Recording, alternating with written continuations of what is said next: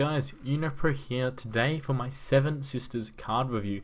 Now the Seven Sisters have just come out today at the time of this video. Very exciting news. Now just to clarify, if anyone is not familiar, they are legendary cards, but you don't get them like a normal legendary. You get them from owning 3 of every rare for that faction, and then you get that faction's sister, and I think you get 6 rares that are neutral for the neutral one. So pretty easy to get, a lot cheaper than a normal legendary. That's only 1800 spirit just from raw value, but you'll probably already have some and you probably already want some. So very cheap for a legendary. Definitely nice of CP to do that in a way that new players can access these cards as well. Now they are very hard to evaluate. I have had a chance to play around with a couple of them and see some in action versus them, and some are very strong and some are a little bit weaker. But we'll go over my thoughts and what we think. But of course, the meta will probably adapt, it will change. None of this is going to be concrete. Now, the first one is Sun's Sister Sterope. So that is the Lyonar Sun Sister. And it's a 4/4 for 4, which isn't great. And whenever any minion or general is healed, put a True Strike in your action bar. Now, I don't really think this is a great card. It's definitely aimed at Zaran. It's definitely trying to give love to a very underplayed heal Lyonar archetype, but I just don't really think it's enough. True Strike isn't a particularly powerful card, and it's not run in any Lyonar decks that are really competitive compared to something like a Lantern Fox, which is obviously a very high standard to hold a card to. It's much harder to actually get the value, and True Strike is also worse than Phoenix Fire, so I'm not expecting a lot. It's also very comparable to Sunriser. Both generate ways of dealing 2 damage. Sunriser's effect is instant, doesn't require any more mana. Sure, it requires you to be positioned on the board, but it's a lot easier. I think it doesn't necessarily have to be better than Sunriser, because it's not going to be replacing it. It's probably going to be the 4th, 5, and 6 Sunriser in situations. I don't think it's anywhere near as strong though. And it's not really that proactive. It's better in Sunrise in the fact that it is slightly proactive. You can immediately generate value if there's nothing on the board. But I'm still not a big fan of this card. I don't think it'll be very good at all. Lyonar, Zaran Lyonar, its problem isn't that it doesn't benefit enough from healing. The problem is that it's not reliable at having something to heal. It's the only Bloodborne spell in the game that needs a minion to have lived a turn to get value out of it, and that's the problem. It really needs something like a minion with an open gambit deal damage to itself that can heal immediately. I think that is the problem, is it doesn't have reliable heal targets, rather than being a problem of needing more cards to benefit. But it is really nice to see that Counterplay are, they're noticing the meta, they're taking note of generals that aren't seeing much play, and then they're trying to give some love to it. And we also saw that with the Emerald Rejuvenator change, a nerf in a lot of decks, but probably a buff to Zaran, because you get healing effects off any minion or general being healed. And that's enough for that one. I don't think it's very good, and possibly the worst one in my opinion. Anyway, on to the next one, which is the Songhai one. Now, 3/5, slightly better stats than a 4/4. I actually played with this card a decent amount in my Spell High decks today, and frankly, it wasn't great. But part of the reason was I was also running the neutral for Drop Sister, which I'll get to later, which I thought was really good. But even if I wasn't, I'm still not sure this card is really good. Now, it's very comparable to 8 Gates, which it's a spell that has the same effect but 2 damage instead. But I don't think it's as simple as comparing these 2 cards, and I think they actually have very different roles. This isn't a card you really save to combo out. It's not really that good for bursting, and 4 damage, you might get like a couple extra damage off it with Phoenix Fires at turn 8. It's pretty terrible. What it is it's a 4-drop. A 4-drop that Songhai can just play proactively. 3/5 is not a bad body, and it's a deck. It's more of a controlling card in a sense that a lot of the times when you're playing Spell High, you'll have Ghost Lightnings, Twin Strikes, Phoenix Fires, all this damage-based removal, which gets so much more flexible. Now you're able to deal with 6 minions with a Phoenix Fire plus a general hit. Now you're able to take out an Azura Lion and a Wingblade Adept with a Twin Strike. It's really powerful in that sense, but I don't think it's consistent enough, and I think that other cards in the 4-drop slot are simply better for Songhai. Though it's definitely not a bad card by any means. I think it does have some potential, especially as the game grows. We need to keep these things in mind, because there may be more damage-based removal for Songhai. And also, one thing to note is that Ghost Lightning going from 1 damage to 2 damage is not actually that relevant. most of the times you want the 1 damage. 2 damage isn't going to do that much more because there's so many minions with 3 HP. If there's a lot of minions with 4 HP running around, that combo gets a little bit better, or lots of minions with 2 HP obviously, but I don't think that damage threshold is too major at this point. Okay, on to our next one, which is Vetruvian. Now Vetruvian is quite interesting. It's definitely more of a Sarge card, which is, it's good that they're helping Sarge, but after that Xerix nerf, I'm still not sure it's even clear who's the better general. This is a very, very good card for Sarge, and may even see some play in Xerix. It's actually pretty strong. With going up to 3 attack, now Sarge Bloodborne spell takes out Dancing Blades, all the 6 health minions running around, and it gets pretty crazy when you have 2, so it's very nice, and it looks bad in stats. 3-4 is not very good at all for 4 mana, but if you just think about this think about it, you're playing a game and your opponent drops this on turn 2 safely, you're going to still try and do everything you can to kill it. You don't want this thing to live. It's going to stop your 2 drops trading into the general and dealing damage and living. It's actually a pretty good card and works really well as Sarge's Bloodborne spell. I'm not sure if this will make it into Xerix decks, but I'm definitely expecting to see this in most Sarge decks. Okay, on to our next one. Let me just scroll across.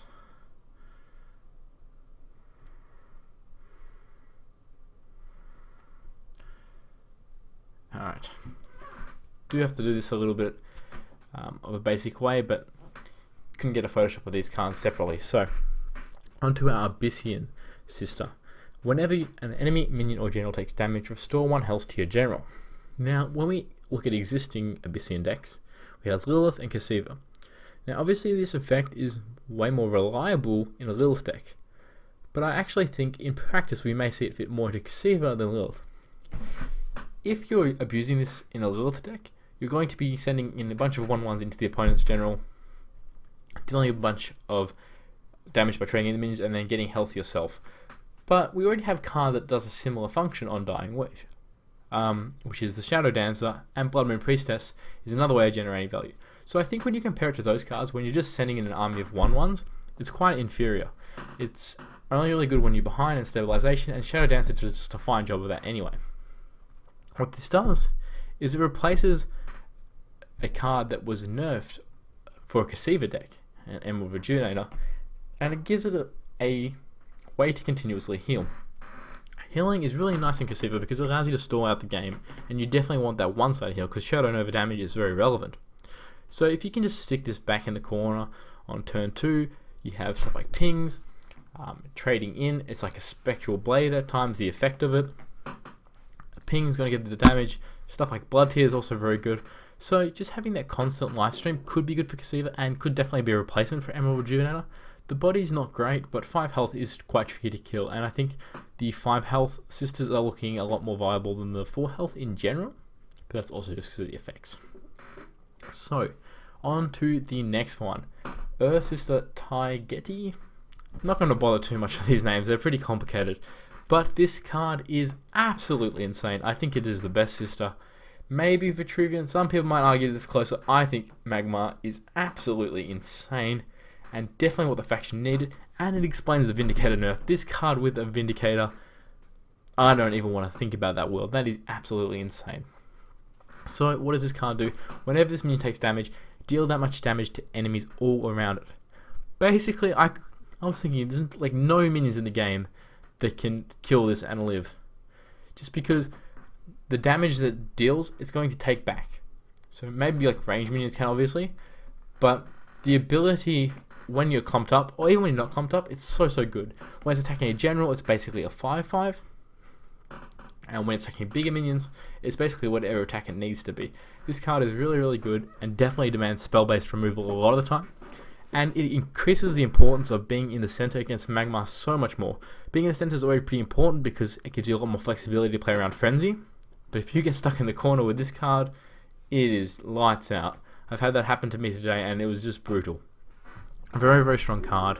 5 health is also really good. Definitely going to be a 3 of in every Magmar deck for the foreseeable future.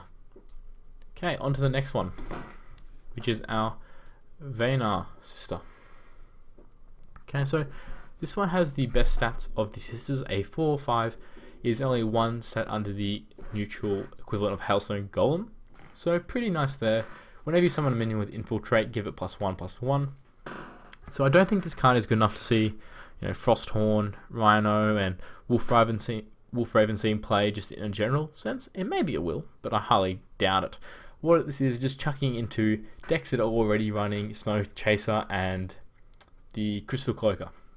Just giving them +1, but it's also about going past the threshold of health, because they both have an odd number of health, whereas you kind of want to get to the next level of odd health.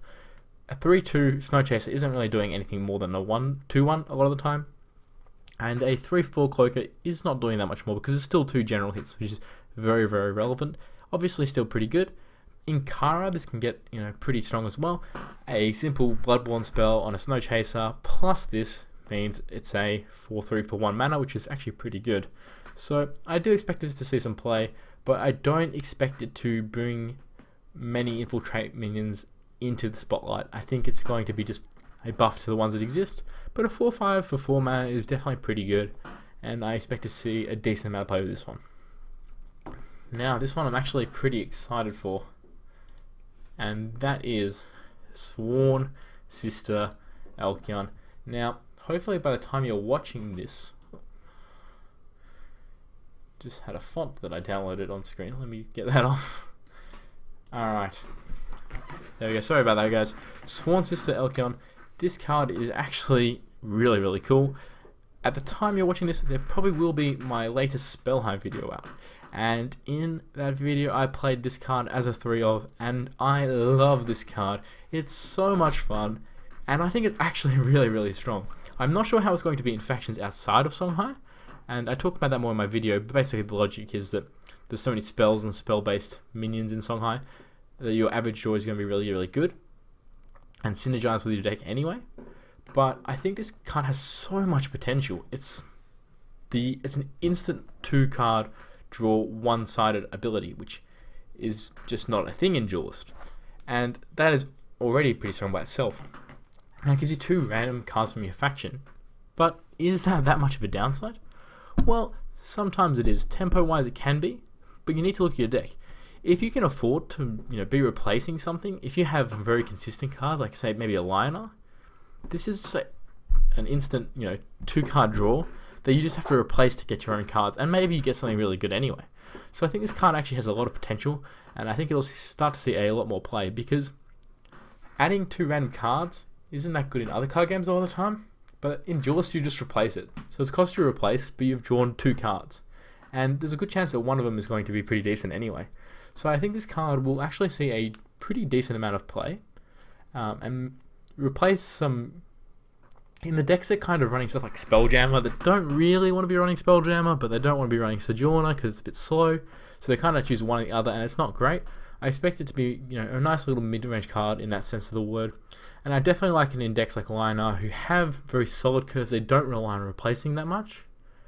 And just having it as a slow 2-card draw that can actually get you something pretty good in the right situations. But yeah, I really like this card in Spellheim.